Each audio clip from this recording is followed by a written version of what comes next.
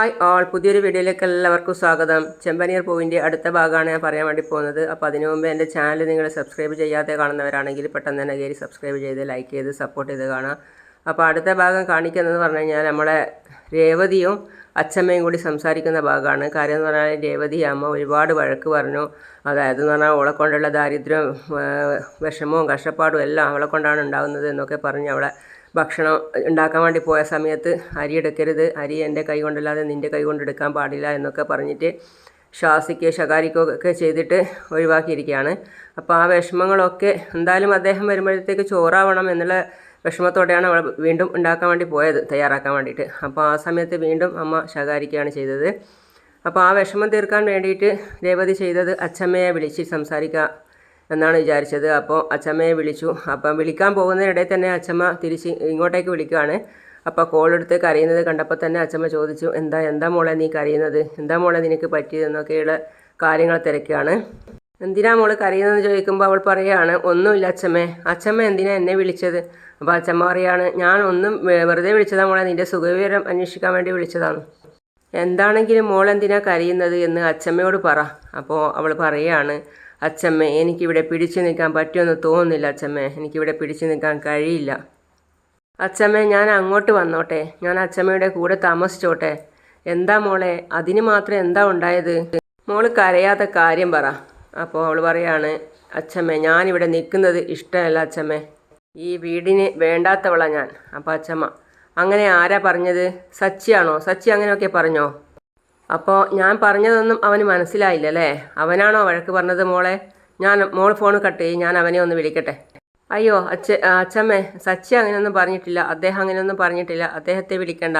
പിന്നെ ആരാണോ പറഞ്ഞത്, നിൻ്റെ അമ്മയാണോ. അതെ അച്ചമ്മേ, അമ്മ തന്നെയാണ് പറഞ്ഞത്. അമ്മയ്ക്ക് എന്നെ കണ്ടൂടാ അച്ചമ്മേ, വേണ്ടാതിനും വേണ്ടുന്നതിനും ഒക്കെ എന്നെ വഴക്ക് പറയാണ്. അപ്പോൾ അച്ചമ്മ പറയാണ്, ഇവിടെ വന്നപ്പോൾ എത്ര നല്ലവളായിരുന്നു അവൾ കയ്യിൽ പണം വന്നപ്പോൾ പഴയതുപോലെ തന്നെ ആയി അല്ലേ. എന്താ അവൾ നിന്നെ പറഞ്ഞത്, അത് ഞാൻ കാരണമാണ് വീട്ടിൽ അനർത്ഥങ്ങളൊക്കെ ഉണ്ടാകുന്നത്. വീട്ടിൽ കാശ് നിൽക്കാത്തതിൻ്റെ കാരണവും ഞാനാ, രാശിയില്ലാത്തവളാണെന്നും എന്നൊക്കെയാണ് അച്ചമ്മ അവർ പറയുന്നത്. ഓ അവൾ പിന്നെ നല്ല രാശിയുള്ളവളാണല്ലോ. നീയല്ല, അവളാണ് രാശിയില്ലാത്തവൾ. അച്ചമ്മ ചോറുണ്ടാക്കാൻ അരി പോലും എന്നെ എടുക്കാൻ അമ്മ സമ്മതിക്കുന്നില്ല.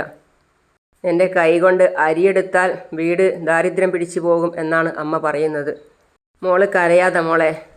അപ്പോൾ ഇവൾ പറയാണ്, ഞാൻ അവിടെ വന്നപ്പോൾ അച്ചമ്മ എന്നെ മഹാലക്ഷ്മി എന്ന് വിളിച്ചിരുന്നു, വീട്ടിൽ ഐശ്വര്യം കൊണ്ടുവരും എന്നും പറഞ്ഞു.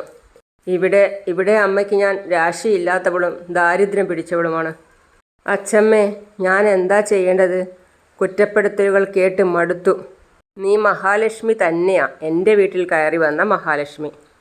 കർപ്പൂരവാസന കഴുതയ്ക്ക് അറിയില്ല എന്ന് പറയുന്നില്ലേ, അതുപോലെയാ നിൻ്റെ അമ്മായിയമ്മ. രേവതിയാണെങ്കിൽ കരഞ്ഞുകൊണ്ട് പറയുകയാണ്, അവൾക്ക് ഭയങ്കര സങ്കടമായി. അവളാരി വലിയ രാശിക്കാരിയോ, അവൾ വീട്ടിൽ വന്ന് വലത് കാല് വെച്ച് കയറിയപ്പോൾ തന്നെ ചെയ്തത് എന്താണെന്നറിയോ, എന്നെയും എൻ്റെ മോനെയും രണ്ട് ഭാഗത്താക്കി തെറ്റിക്കാൻ വേണ്ടിയാണ് അവൾ ചെയ്തത്. സ്നേഹമില്ലാത്തവൾ. അവൾ പറയുന്നത് ഒന്നും മോള് കാര്യമാക്കണ്ട. ഒരു കാതിൽ കൂടി കേട്ട് മറ്റേ കാതിൽ കൂടി മോള് വിടുക. എത്ര കാലമായി അച്ചമ്മ ഇത് കേൾക്കാൻ തുടങ്ങിയിട്ട്, കേട്ടിട്ടും കേൾക്കാത്ത ഭാവത്തോടെ നടക്കാൻ എത്ര കാലം കഴിയും നമുക്ക്. മോൾക്ക് ഇതൊക്കെ രവിയോട് പറയാമായിരുന്നില്ലേ, അവൻ അവളെ ഇരുത്തേണ്ടടുത്ത് ഇരുത്തിയേനെ. വേണ്ട അച്ചമ്മേ, പറഞ്ഞാൽ അതിൻ്റെ പേരിലും ഞാൻ വഴക്ക് കേൾക്കേണ്ടി വരും. എൻ്റെ അമ്മയോട് പറയണമെന്ന് ഞാൻ കരുതിയതാ, അല്ലെങ്കിൽ തന്നെ എൻ്റെ അമ്മ വിഷമത്തിലാ. ഇനി എൻ്റെ സങ്കടം കൂടി പറഞ്ഞിട്ട് ഞാൻ എന്തിനാ അമ്മയെ വെറുതെ വീണ്ടും കരയിപ്പിക്കുന്നത്. അതാ ഞാൻ എൻ്റെ അമ്മയോടൊന്നും പറയാതെ അച്ചമ്മയോട് പറഞ്ഞത്. എൻ്റെ അമ്മയെപ്പോലെ തന്നെ സ്നേഹിക്കുന്നതാണല്ലോ എൻ്റെ അച്ചമ്മയും. അച്ചമ്മയോട് പറഞ്ഞാൽ ആശ്വാസം കിട്ടുമെന്ന് കരുതി പറഞ്ഞതാ. എന്ത് വേണമെന്ന് എനിക്കറിയില്ല അച്ചമ്മേ. അപ്പോൾ അച്ചമ്മ പറയാണ്, സ്നേഹമില്ലാത്തവൾ എന്തും പറയും. നീ അത് കേട്ട് കരഞ്ഞുകൊണ്ടിരിക്കുക വേണ്ടത്, നിന്നെ പറയുന്നതിൻ്റെ ഇരട്ടി തിരിച്ചു പറഞ്ഞുകൂടെ നിനക്ക്. വേറെ എന്ത് പറഞ്ഞാലും ഞാൻ സഹിക്കും അച്ചമ്മേ. ഞാൻ വന്ന് കയറിയതിന് ശേഷമാണ് വീട് മുടിഞ്ഞു പോകുന്നത് എന്ന് പറയുന്നത് കേൾക്കുമ്പോൾ എനിക്കത് സഹിക്കാൻ പറ്റിയില്ല അച്ചമ്മേ. മോളെ, നീ എൻ്റെ വീട്ടിൽ കാലെടുത്ത് വെച്ചതിന് ശേഷമാണ് പാട്ടപ്പണം കിട്ടിയത്, കഴിഞ്ഞ വർഷത്തേക്കാൾ വിളവും കാശും കിട്ടിയത്. വീട്ടിൽ വന്ന് കയറിയ മഹാലക്ഷ്മിയാണ് നീ. അച്ചമ്മേ എനിക്ക് ഇവിടെ നിൽക്കാൻ പറ്റില്ല അച്ചമ്മേ, ഞാൻ അച്ചമ്മയുടെ കൂടെ താമസിച്ചോട്ടെ. അപ്പം അച്ചമ്മ, നിനക്ക് എപ്പോൾ വേണമെങ്കിലും ഇവിടെ വരാം, എൻ്റെ കൂടെ താമസിക്കാം. പക്ഷേ അത് നിൻ്റെ അമ്മായിയമ്മയെ പേടിച്ചിട്ടാവരുത്. നീ അവിടെ തന്നെ താമസിക്കണം. അച്ചമ്മേ, ഇല്ല, നീ അവൾ പറഞ്ഞതിൻ്റെ ഇരട്ടി തിരിച്ചു കൊടുക്കണം. എനിക്കതിനൊന്നും കഴിയില്ല അച്ചമ്മേ. ശരി, വിട്. ഇനി മുതൽ അവൾ നിന്നെ ഒന്നും പറയില്ല. ഇല്ല അച്ചമ്മേ, എന്നെ കുറ്റപ്പെടുത്തുന്നതിലും വിഷമിപ്പിക്കുന്നതിലും സങ്കടപ്പെടുത്തുന്നതിലൊക്കെയാണ് അമ്മയ്ക്ക് വലിയ കാര്യം. ആ സന്തോഷമൊക്കെ നിൽക്കും. ഇനി അവൾ നിന്നെ ഒന്നും പറയില്ല. അച്ചമ്മ മോൾക്ക് ഉറപ്പ് തരുന്നു. നിനക്ക് എന്നെ വിശ്വാസമില്ലേ? മോൾ കരയാതിരിക്കെ, ധൈര്യത്തോടെ ചെന്ന് ജോലി ചെയ്യ്. അച്ചമ്മ പിന്നെ വിളിക്കാം. അപ്പോൾ അവൾ പറയാണ്, അച്ചമ്മയോട് സംസാരിച്ചപ്പോൾ അല്പം ആശ്വാസം തോന്നുന്നുണ്ട്. ശരി അച്ചമ്മേ, ഞാൻ ഫോൺ വെക്കുക. ശരി മോളെ. എന്നിട്ട് അവൾ അവിടെ തന്നെ ഒരല്പസമയം കൂടി ഇരിക്കുകയാണ്. അപ്പോഴാണ് സച്ചി ഭക്ഷണം കഴിക്കാൻ വേണ്ടി വന്നത്. അപ്പോൾ അച്ഛൻ സച്ചിയോട് ചോദിക്കുകയാണ്, ഇതെന്താ കവറൊക്കെ ആയിട്ട്? അതൊക്കെ ഉണ്ട്. രേവതി എവിടെ? അവൾ മോളിലുണ്ട്, അച്ഛൻ പറഞ്ഞു. അപ്പോൾ അവൻ ആ കവറും കൊണ്ട് മോളിലേക്ക് പോയി. അവളെ മുഖം കണ്ടപ്പോൾ അവൻ പറഞ്ഞു, എന്തു പറ്റി? ഏയ് ഒന്നുമില്ല. എൻ്റെ കയ്യിൽ എന്താണുള്ളതെന്ന് പറയാൻ പറ്റുമോ? കയ്യിൽ വിരലുണ്ടാവും, അല്ലാതെ വേറെന്തുണ്ടാവാനാ? വിരലോ? നീ എന്താ എന്നെ കളിയാക്കുക? അതല്ല, ഞാൻ നിനക്ക് ഇഷ്ടപ്പെട്ടൊരു സാധനം കൊണ്ടുവന്നിട്ടുണ്ട്. അതെന്താണെന്ന് പറയും. എനിക്ക് അറിയില്ല. അവൻ ചുമ്മാ ഊഹിച്ച് എന്തെങ്കിലും പറ. പൂവാണോ? പൂ കെട്ടുന്ന നിനക്ക് ഞാൻ പൂ വാങ്ങിച്ചു കൊണ്ടുവരുമോ? അതൊന്നുമല്ല, ഇത് വേറൊരു സാധനം. പറ. വേറെ എന്തെങ്കിലും കറി വാങ്ങിച്ചു വന്നതാണോ ഉച്ചഭക്ഷണത്തിന്? അറിയോ, താനുണ്ടാക്കുന്ന കറിയേക്കാൾ രുചി പുറത്തുനിന്ന് വേറെ എവിടെ നിന്നെങ്കിലും വാങ്ങിക്കാൻ കിട്ടുമോ? ഇത് നിനക്കിഷ്ടമുള്ള വേറൊന്നാ? എനിക്കിഷ്ടമുള്ളതോ? അതെ, പറ. എനിക്ക് എന്തിനോടാണ് ഇഷ്ടമെന്ന് എനിക്ക് തന്നെ അറിയില്ല. അപ്പം പറയാൻ പറ്റില്ല? ശരി, എന്നാൽ കണ്ണടയ്ക്ക്. എന്തിനി? കണ്ണടയ്ക്ക് എന്നവൻ പറഞ്ഞപ്പോൾ അവൾ കണ്ണടച്ചു. ഇതാ അവൻ തുറന്ന് കാണിക്കുകയാണ്. ഇനി എന്താണെന്ന് മണം പിടിച്ച് പറ. മണം പിടിക്കാൻ ഞാൻ എന്താ പട്ടിക്കുട്ടിയോ? കളിയാക്കല്ലേ അധികോ. മണം പിടിച്ച് പറ. അവൾ എന്ന് പറഞ്ഞ് മണം പിടിച്ചു. മണം പിടിച്ചിട്ട് പറയാണ്, പാൽപ്പേട. കറക്റ്റ്. ഇനി കണ്ണ് തുറന്നോ. കഴിച്ചോ. ഇനി അച്ഛനും കൊടുക്കണം. ശരി. അച്ഛമ്മയുടെ അടുത്ത് പോയപ്പോൾ പാൽപ്പേട എനിക്ക് ഇഷ്ടമാണെന്ന് അച്ഛമ്മയോട് പറയുന്നത് ഞാൻ കേട്ടു. അതുകൊണ്ടാണ് വാങ്ങിച്ചുകൊണ്ട് വന്നത്. ഇതാ കഴിക്ക് എന്ന് പറഞ്ഞ് അതിൽ നിന്നും ഒരു പീസ് എടുത്ത് അവൻ അവളുടെ കൈകൊണ്ട് തന്നെ അവളുടെ വായിൽ വെച്ച് കൊടുക്കുകയാണ്. അത് വായിൽ വെച്ച് കൊടുത്ത സമയത്ത് ഒത്തിരി നേരം അവർ പരസ്പരം നോക്കി നിൽക്കുകയാണ് സന്തോഷത്തോടെ. നിങ്ങൾക്ക് വേണ്ടേ? എനിക്ക് വേണ്ട, നീ കഴിച്ചാൽ മതി. അത് പറഞ്ഞാൽ പറ്റില്ല, കഴിക്കണം എന്ന് പറഞ്ഞ് ഒരു പീസ് എടുത്ത് അവൾ അവൻ്റെ വായിലും വെച്ച് കൊടുക്കുകയാണ്. അച്ഛന് കൊടുക്കാം, വാ. അച്ഛനെ നീട്ടിയപ്പോൾ അച്ഛൻ ചോദിക്കുകയാണ്, എന്താ ഇത്? പാൽപ്പേടാ, ഞാൻ വാങ്ങിച്ചു കൊണ്ട് വന്നതാ എന്ന് പറഞ്ഞ് അച്ഛന് ഒരു പീസ് എടുത്ത് അതിൽ നിന്നും. രേവതിക്കിത് വലിയ ഇഷ്ടമാണ് എന്ന് പറഞ്ഞ് അച്ഛൻ്റെ അടുത്ത് ഒരു കസേര നീട്ടിയിട്ട് അവനും ഇരിക്കുകയാണ്. അച്ഛമ്മയുടെ വീട്ടിൽ പോയപ്പോൾ അച്ഛമ്മ അവൾക്ക് വാങ്ങിച്ചു കൊടുത്തു. എൻ്റെ അച്ഛാ, ഒരേ ഇരിപ്പിൽ അവൾ എത്ര എണ്ണ തിന്നതെന്നറിയോ? ഇവൾ തിന്നത് വാ വളർന്ന് നോക്കി നിൽക്കായിരുന്നു അച്ഛമ്മ. അപ്പോൾ ഇതെല്ലാം കേട്ടുകൊണ്ട് നമ്മളെ അമ്മ അങ്ങോട്ടേക്ക് വരികയാണ്, ചന്ദ്ര. ഞാനിത് എത്ര കിട്ടിയാലും തിന്നും എന്നൊക്കെ പറയുന്നത് അച്ഛമ്മയോട് പറയുന്നത് ഞാൻ കേട്ടു. നാരായണേട്ടൻ്റെ കടയിൽ കയറിയപ്പോൾ ഞാനിതവിടെ കണ്ടു. അപ്പോൾ ഇവളെ ഓർത്തു. അപ്പോൾ വാങ്ങിച്ചു കൊണ്ടുവന്നതാ. നന്നായി മോനെ. അപ്പോൾ വീണ്ടും ഒരു പീസ് എടുത്ത് അവൾക്ക് കൊടുക്കുകയാണ്. ഇതാ കഴിക്ക്. എന്ത് പറ്റി? നിൻ്റെ മുഖം എന്താ വല്ലാതിരിക്കുന്നേ? കണ്ണൊക്കെ നിറഞ്ഞല്ലോ. ഒന്നുമില്ലാണ്ടാണോ കണ്ണ് നിറഞ്ഞിരിക്കുന്നത്? നീ കരഞ്ഞ പോലെ ഉണ്ടല്ലോ. കുറച്ച് സമയം അവൻ അപ്പുറം ഇപ്പുറം തിരിഞ്ഞു നോക്കുമ്പോൾ ബാക്കിൽ അമ്മയെ കാണുന്നുണ്ട്. എന്നിട്ട് അവിടുത്തെ ചോദിക്കുകയാണ്, എന്തിനാ കരഞ്ഞേ? എന്താ ഉണ്ടായേ? എന്തിനാ കരഞ്ഞേ? ആരെങ്കിലും എന്തെങ്കിലും പറഞ്ഞോ? ഞാൻ ചോദിച്ചത് കേട്ടില്ലേ? എന്തിനാ കരഞ്ഞേ? എന്തെങ്കിലും ആരും പറഞ്ഞോ? ഇല്ല, ആരും ഒന്നും പറഞ്ഞിട്ടൊന്നുമില്ല. എൻ്റെ കണ്ണിൽ കരട് വീണിരുന്നു അടുക്കളയിൽ ജോലി ചെയ്യുന്ന സമയത്ത്. അതൊക്കെ ശ്രദ്ധിക്കണ്ടേ രേവതി? അപ്പോൾ അച്ഛൻ പറയാണ്, നീ എന്തൊക്കെയാണ് ഈ പറയുന്നത്? കരട് വീഴുന്നത് അറിയോ? കണ്ണ് കൈകൊണ്ട് തിരുമ്മണ്ട, കുറച്ച് വെള്ളം എടുത്ത് കണ്ണിൽ ഒഴിച്ചാൽ മതി. അപ്പോൾ കണ്ണിൽ വെള്ളത്തോടു കൂടി അതിങ്ങോട്ട് വരും. അച്ഛമ്മ അങ്ങനെയാണ് ചെയ്യാറ്. അത് അവൾക്ക് പറഞ്ഞു കൊടുക്കുകയാണ്. എവിടെ നോക്കട്ടെ? വേണ്ട, അല്ല നോക്കട്ടെ എന്ന് അതും പറഞ്ഞവൻ അവളുടെ കണ്ണ് നോക്കുവാണ്. കരടൊന്നും കാണുന്നില്ലല്ലോ. അത് പോയി. അപ്പോൾ സച്ചി പറയാണ്, കരട് വീണത് തന്നെയാണോ അതോ? കരട് വീണത് തന്നെയാണ്. അവൾ അമ്മയെ കാണുന്നുണ്ട്. എന്നാൽ ശരി, എന്നാൽ പിന്നെ നീ പോയിട്ട് എനിക്ക് ഭക്ഷണം എടുത്ത് വെക്ക്. ഭക്ഷണമൊന്നും റെഡിയായിട്ടില്ലെന്നോ? ഇത്രയും നേരം നീ എന്തെടുക്കുകയായിരുന്നു? ഞാൻ ഭക്ഷണം കഴിക്കാൻ വേണ്ടി വരും എന്ന് പറഞ്ഞതല്ലേ? ഇന്ന് അടുക്കള ഭരണം ആർക്കാണ് എന്ന് മനസ്സിലായി. നീ സഹായിയും. അതാ വൈകിയത്. കരുതിക്കൂട്ടി വൈകിച്ചതായിരിക്കും ഞാൻ കഴിക്കാൻ വരുമെന്ന് പറഞ്ഞതുകൊണ്ട്. ഓട്ടോ ഉണ്ട്, ഞാൻ പോവുകയാണ്. എന്തെങ്കിലും കഴിച്ചിട്ട് പോ. ഞാൻ പെട്ടെന്ന് ഉണ്ടാക്കിത്തരാം. അതൊന്നും വേണ്ട, ഞാൻ പോവാ എന്നും പറഞ്ഞവൻ അവിടെ നിന്നും പോയി. മോള് അടുക്കളയിൽ ചെന്ന് എന്തെങ്കിലും ഉണ്ടാക്ക്, അച്ഛൻ പറഞ്ഞു.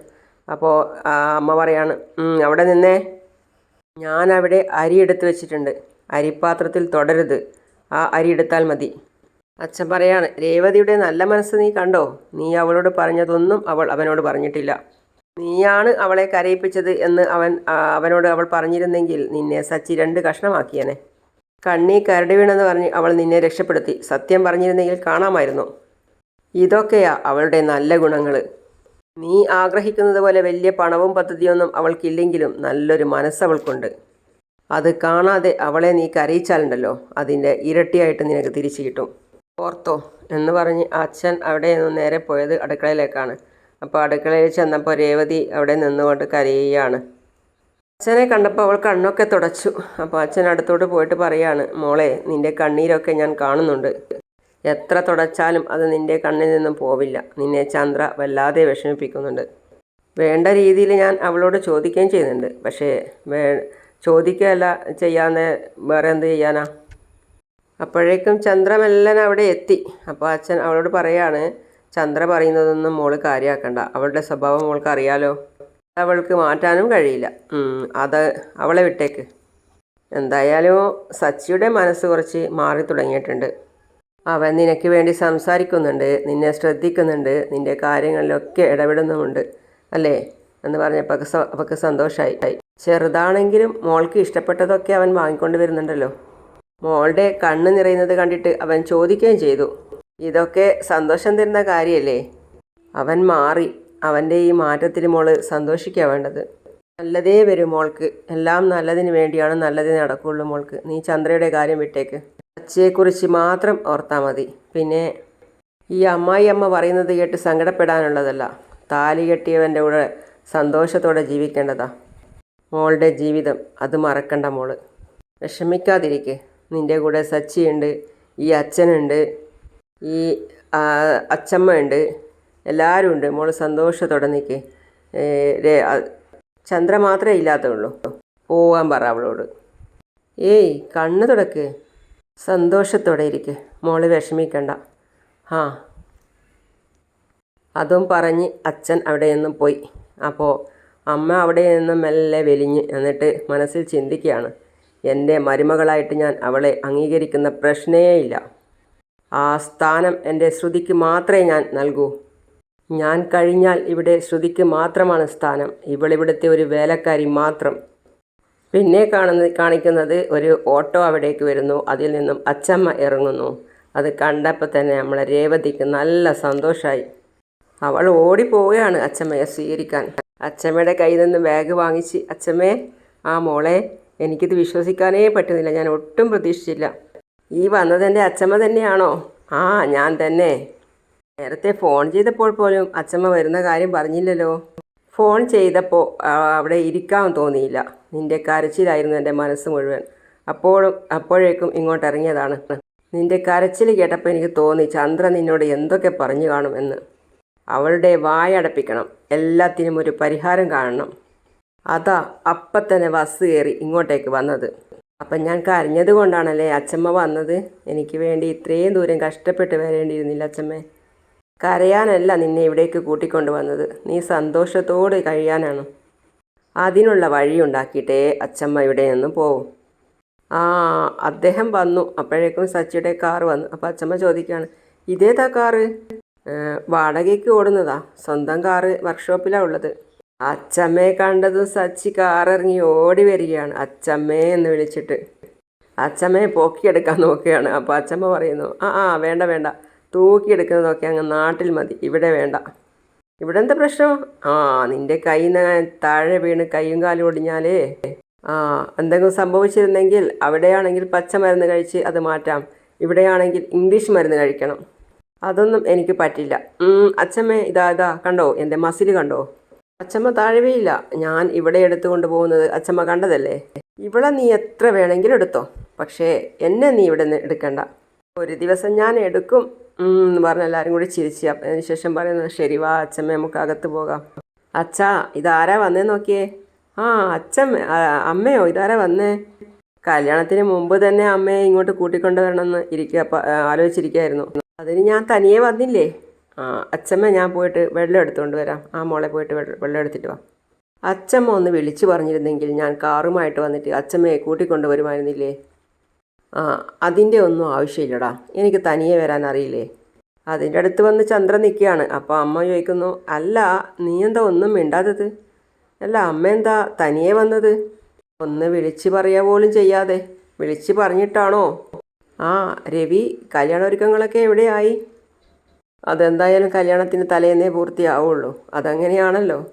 അപ്പോഴേക്കും രേവതി വെള്ളവുമായിട്ട് വന്നിട്ട്, ഇതാ അച്ഛമ്മ വെള്ളം കുടിക്കൂ. അച്ഛമ്മ ചായ ഇപ്പോൾ എടുക്കണോ അല്ലെങ്കിൽ കുറച്ച് കഴിഞ്ഞിട്ട് മതിയോ? ആ കുറച്ച് കഴിഞ്ഞിട്ട് മതി മോളെ. ചന്ദ്രേ നീ രേവതിയെ കണ്ടല്ലോ.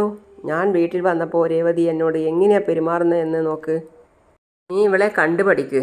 നീയാണ് ഇവൾക്ക് ഇതൊക്കെ പറഞ്ഞു കൊടുക്കേണ്ടത്. ഇപ്പോൾ അവൾ നിന്നെ പഠിപ്പിക്കുക. കഷ്ടം. അപ്പോൾ സച്ചി പറയാണ്, ആ രേവതി അച്ഛമ്മ നിനക്ക് നല്ല പെണ്ണ് എന്നുള്ള സർട്ടിഫിക്കറ്റ് തന്നല്ലോ. എൻ്റെ അമ്മയ്ക്ക് ഇത്ര വയസ്സായിട്ടും അച്ഛമ്മ ഇതുവരെ കൊടുത്തിട്ടില്ലത്. എടാ ആ സർട്ടിഫിക്കറ്റ് ചോദിച്ച് വാങ്ങാൻ പറ്റില്ല, യോഗ്യതയുണ്ടെങ്കിലേ അത് കിട്ടുള്ളൂ. വീണ്ടും പറയാണ്, ചന്ദ്രയ്ക്ക് ഈ ജന്മം അത് കിട്ടുമെന്ന് എനിക്ക് തോന്നുന്നില്ല. അതും പറഞ്ഞ് എല്ലാവരും ചിരിക്കുകയാണ്. ചന്ദ്രയാണെങ്കിൽ ഒറ്റപ്പെട്ടതുപോലെ അവിടെ വിഷമത്തോടെ നിൽക്കുകയാണ്. അങ്ങനെയാണ് ഇന്നത്തെ കഥ കഴിയുന്നത്. അപ്പം അടുത്ത വീഡിയോയുമായിട്ട് ഉടൻ വരുന്നതാണ്. അതുവരേക്കും ബൈ ബൈ.